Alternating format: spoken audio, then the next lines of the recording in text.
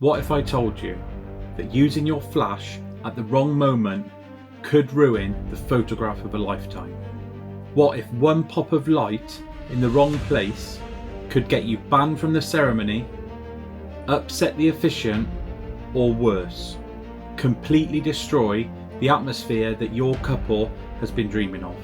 In this video, we're going to be diving into one of the most overlooked skills in wedding photography, knowing when to use your flash and knowing when you absolutely can't. By the end of this lesson, you'll know when flash adds real value throughout a wedding day, when it's best to turn it off and just trust that natural light, and how to work around any restrictions without sacrificing quality.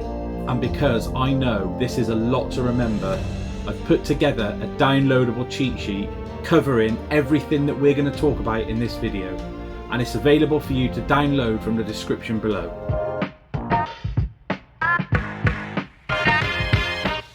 So before we talk about technique, bounce angles and flash power, we need to talk about something a little bit less glamorous, and that's rules. Because no matter how beautiful your light is and how well you can control it, it's absolutely worthless if you're not allowed to use it. Now, if you've been shooting weddings for a while, you probably already know that wedding ceremonies are an absolute minefield when it comes to using a flash.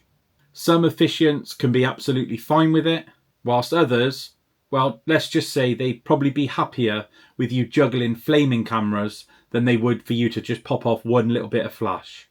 But it's not just about lighting rules, it's about respect and etiquette. That is why I always include in my pre-wedding questionnaire, are there any restrictions on photography or flash during your wedding ceremony? That one sentence has saved me from countless awkward moments. It shows the couple that you're respectful of their wedding day and are prepared.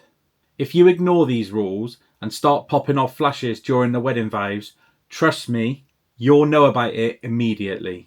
There is absolutely nothing like the death stare from a registrar mid-ceremony. But seriously, this really does just come down to etiquette. Even if the rules aren't written down, you need to read the room. If it's a quiet, emotional, or sacred ceremony, then just lay off the flash. The best wedding photographers are the ones who can capture a moment without disturbing it. When you're photographing multicultural weddings, such as Hindu, Sikh, Jewish, or African weddings, then the rules change dramatically. Some moments are grand, vibrant, and full of energy, which is perfect for you using your flash. Others are deeply spiritual and sacred. Always research the culture that you're going to photograph. Talk to the couple and family members beforehand. Even better, ask if there's somebody from the family who can guide you through the ceremony. Because using a flash at the wrong time, say during a Sikh Anand Karaj, could be incredibly disrespectful. But during the Bharat or the reception, go wild. The key word here is awareness. The more you know before the day starts, the smoother your shooting experience is going to be. Alright, so now we've covered the very boring but very necessary part. Let's get onto the creative stuff. When does a flash actually help you create better photos? Let's start at the beginning of the day, which is prep time. You walk into the bridal suite, it's small, it's full of people, the curtains are only half open, and there's a yellow bedside lamp next to the bed, giving everything that fake tan meets horror movie glow. That is when your flash can become your best friend. A single bounce flash off of the ceiling of that room instantly gives you soft and even light. It brings out skin tones, details, and it makes those candid prep images pop. You don't have to overpower the room, you just have to lift it with your flash. So if I'm in a dark space like this, I'll start my flash at 1/64th power. I'll have my ISO around 800, my aperture at around 2.8, and then I'll adjust the flash power until it blends nicely with the ambient light in the room. A good rule of thumb here is you want your flash to match the room, not announce itself. Remember, you're lighting a moment in a wedding, not the Apollo moon landing. So here's where we hit the maybe, but maybe not zone. 99% of the time during a wedding ceremony, it's a no-no for flash. And that's absolutely fine. It's your job as the photographer to adapt to that. So what do you do instead? Well, you lean on natural light and positioning. Find angles where the ambient light in the room hits your couple perfectly. Windows, doorways, and even reflections from light walls can help add a nice light to your couple. On the odd occasion when flash is allowed, all I'd say is be very subtle. An off-camera flash at the top of the aisle can add a nice subtle rim light without offending anybody. Think of it as your invisible assistant, quietly working away in the background, but not getting in the way. The goal during the ceremonies is discretion. If somebody in the room notices that you're lighting it, then you've gone too far.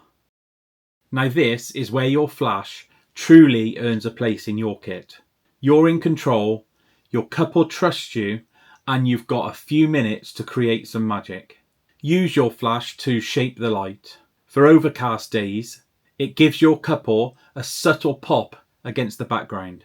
For harsh midday sun, it helps balance the shadows under the eyes and keep the skin tones nice and flattering. What I like to do is underexpose the ambient light by around half a stop and then compensate for that using my flash. It keeps things natural but nice and polished. So if you've got some clouds but you still want that nice golden look, why not try adding a CTO gel to your flash? It gives you instant sunset vibes. Portrait time is also a great time to experiment.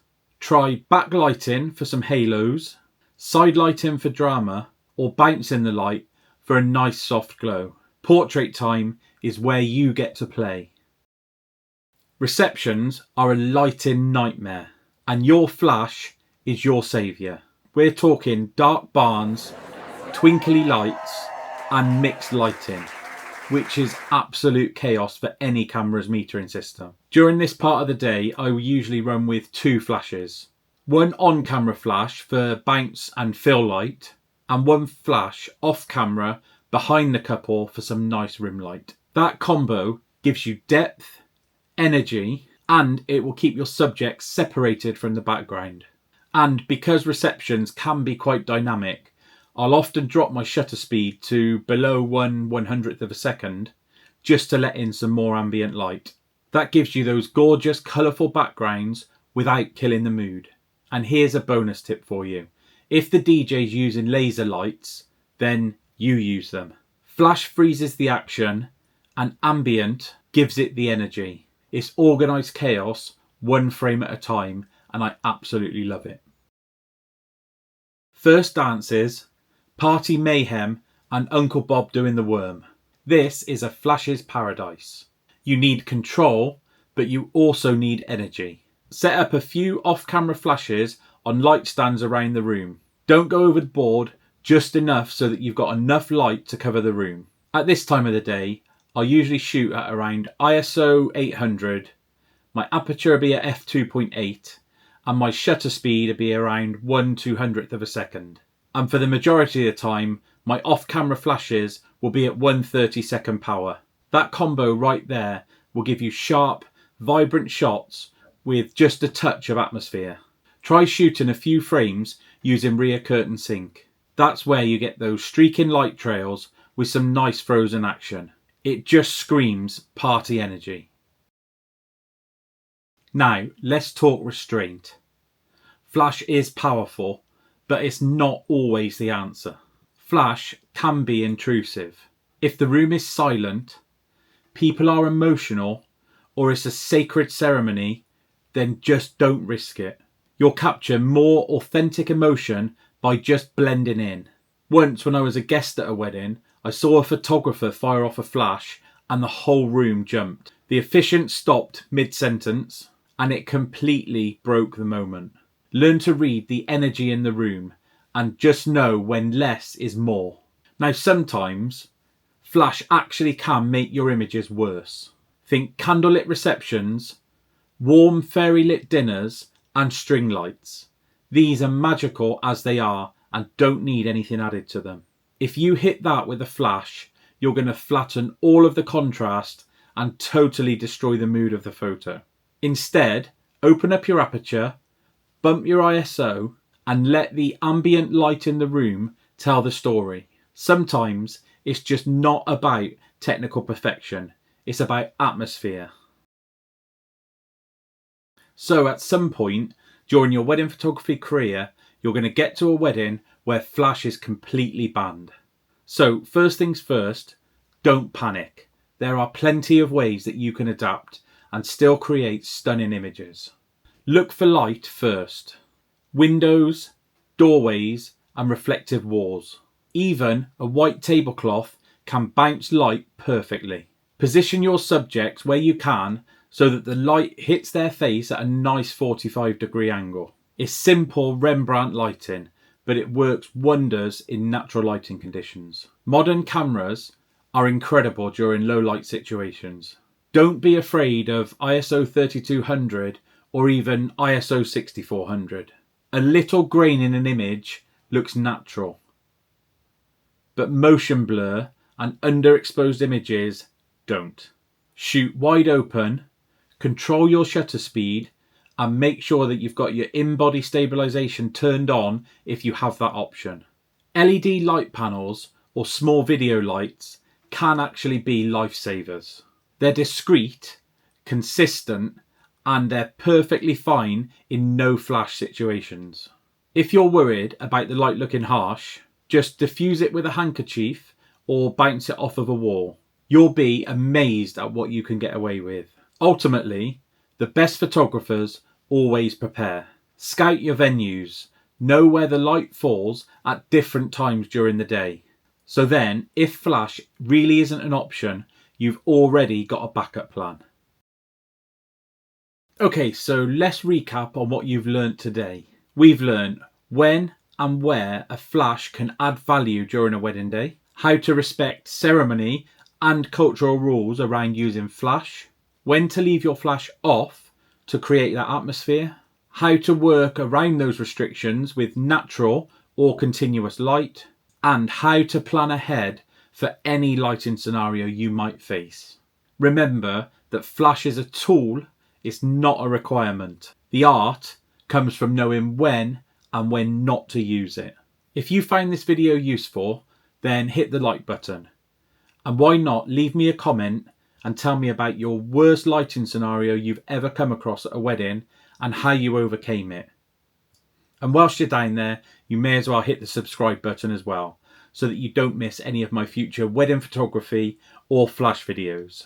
Oh, and don't forget, I've created you a downloadable cheat sheet that covers everything that we've talked about today, including settings, scenarios, and my go-to no flash techniques. You'll find everything linked in the description below. Next up, in lesson 5, we're going to talk about flash positioning and light direction. How to control your light creatively and make your images look cinematic straight out of camera.